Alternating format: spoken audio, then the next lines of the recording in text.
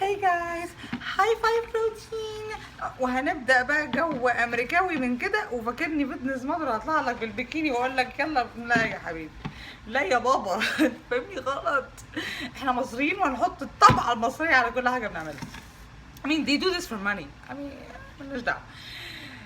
بصي، صاحبي الخلاط، عشان ده اول حاجه هتخليكي كده عارفه شعور ده هو.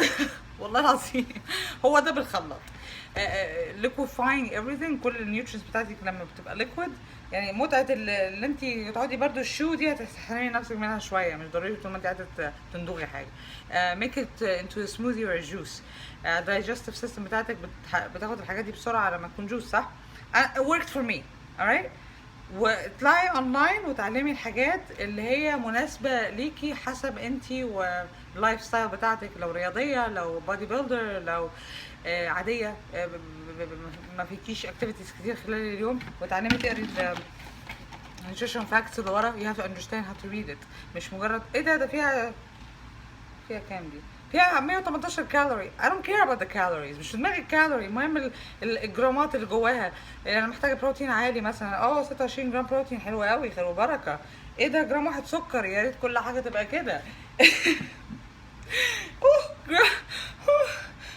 جرام واحد carbs. oh my god, that's so perfect. It's gonna help me lean out.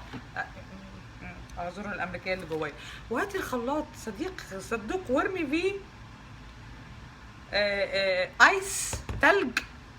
بصي شويه حاجات بقى عشان تبقى طعمها حلو، بدل ما تروحي تدفعي فلوس قد كده في السموذي، بس مش كتير يعني. انت اخرك على بعضك تحطي صباعك الصغننين الحلوين الجمال دول وتطلعي بقد ايه؟ 2 3. هو ده بس اخرك. ما تفهميش غلط. you need the fats, you need good fats، بس تحطي 2. ها هنخليها احلى. بصي رشه جريئه. يا حلاوته يا جماله. اورجانيك مثلا كوكونات، زبيب، يا سلام، الطعم كله. 2 خلاص خلصت. وسكوب من ده، ولا حتى لو مش موجود سيبك من ما عندناش بروتين وملناش في البروتين والجو ده او غالي او whatever، مش مشكله. اللبن اقريه يا ماما، اقريه من ورا. بصي في كام جرام بروتين؟ 8 بس. بياض البيض هتلاقي مثلا واحده فيها 6 جرام. اللي معرفش اليوجرت كده. حطي ميكس الحاجات اللي عندك الطبيعيه. God made stuff، مش man made، مش الحاجات الارتفيشال. احنا بنلجأ للحاجات دي كتير عشان خاطر مفيش وقت، بس ممكن تاخديها من حاجات طبيعيه اكتر. وعندكم الاكل في مصر طعمه حلو. وارمي مثلا نص موزايه، نص تفاحيه، شويه لارس، شويه بتاع سبينتش، حاجات اللي هي برضو مش هتبان طعمها بس مفيده عشان خاطر vegetables. دي ممكن تخمي نفسك فيها وترميها في الخلاط، والخلاط ده هيبقى your best friend. Another really good thing I always do and that helps me a lot وانا على empty stomach.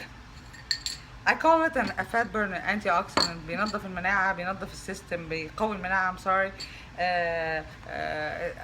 it's kind of a fat burner. لما استخدمته السنة اللي فاتت بطريقة متواصلة بجد بطني نشفت. اعمل ايه؟ طب هو ده باسم مجرب. كمون. تخيلي عصير كمون، منتهى القرف. كمون، cinnamon, whatever that's called. What is that called? ginger. وعصري ليمون وميه دافيه. ممكن تحطي عصير اسمه ايه ده؟